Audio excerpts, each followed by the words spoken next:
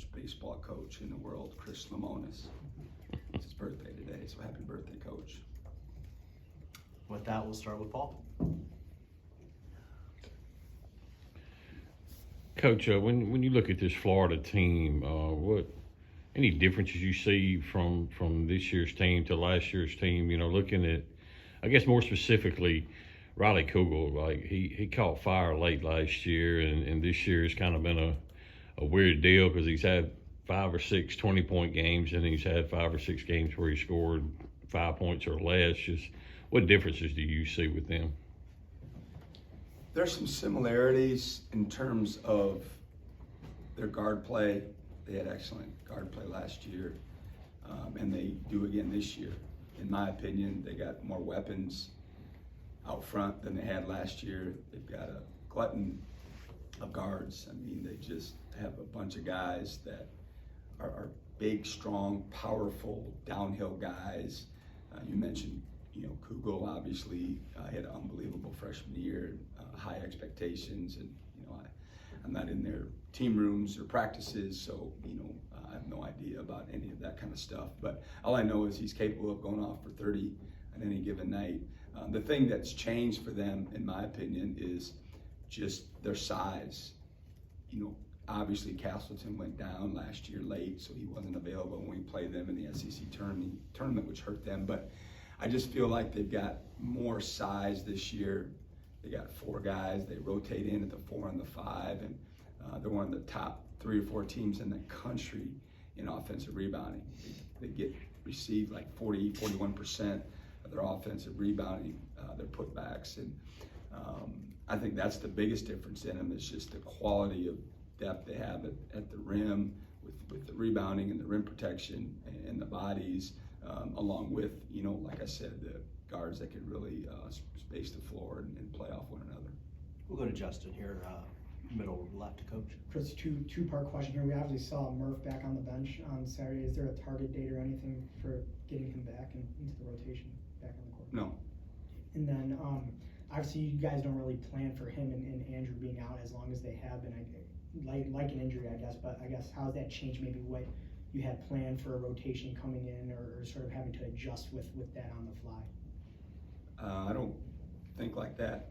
I don't have a game plan going into the games on minutes and rotations. Certainly it's something we talk about from game to game, but he just makes those type of decisions on the fly. We'll go to Ben to Coach's right. Yeah, in terms of playing on the road, it's been a struggle for this group so far this season. Have there been any specific things you've discussed in team meetings or individual meetings with the players regards to what it's like to play in those type of environments? You got a tough one, obviously, in Gainesville. Yeah, it's a good point. We haven't been able to get a true road win by the metrics, but I believe in this team, and we talk a lot about what's required to win on the road, and if you want to be considered a high-level team, a tough team, you've got to go into tough environments and stay together and figure out a way to play well enough to win. And we talk about what everybody talks about, of just sticking together, hanging together through the adversity, through the runs, staying focused at the task at hand, not getting caught up with the crowd and it becoming too distracting. But I'm looking forward to the opportunity. We're coming off a win. Hopefully we'll have 2 good days of practice, and it's going to be a tall task. They're very, very good, like I talked about earlier, and I'm sure they'll be ready too. Go ahead, Paul. Obviously, he had a couple of shots go in and out against Vanderbilt, but it seems like Shaq has been more aggressive in the paint the past few games. I'm sure that's something you talked to him about, but have you seen that difference in him taking those opportunities to get in the lane? Yeah, I like when he's aggressive. I like when he's downhill. I like when he's getting paint touches. I'd like for him to finish a little bit better. Again, easy for me to say. I'm not in there with 6'10" guys, roaming the paint and the bodies that he's trying to score over or through. He's so dynamic though, and he has proven that he has the skill level to do that. You just got to be a little more consistent with it. But like I've said earlier, I just really like where he's at with his approach mentally, not even on game day, but all the time. He just seems super focused, and he's had some really good practices, and I think he'll continue to play well. Go back to Justin, then we'll go second row. Chris, we haven't, I guess, checked in on guys since Tolu came back. Just how has he sort of adjusted to getting back to the role he was maybe expected to have coming into the year, and how valuable were those minutes, early in the season to get him to where he is to this point in the season? Yeah, Guy continues to work. On Friday, he had one of the better practices he's had in a while, where he had a flurry there where he dominated. I mean, he was scoring, he was blocking shots, he was running the floor. His teammates, it was maroon versus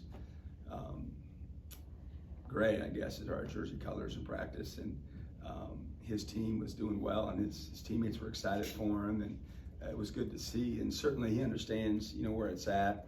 How valuable those minutes will be for him, I think, will be more determined next year.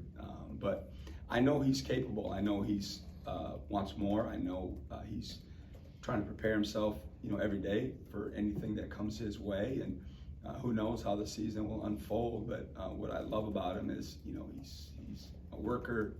He's a great person. He's got the right, approach every single day, and he's in a good spot.